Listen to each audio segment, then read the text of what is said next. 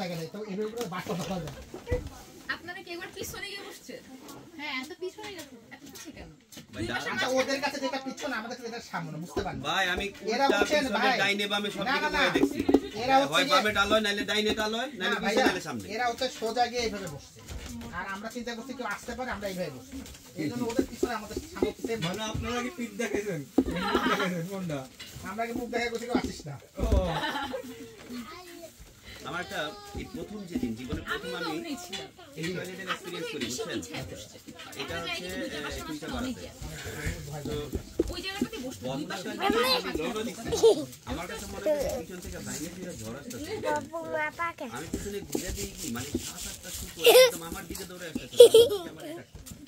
কি দেখাচ্ছেন আপনি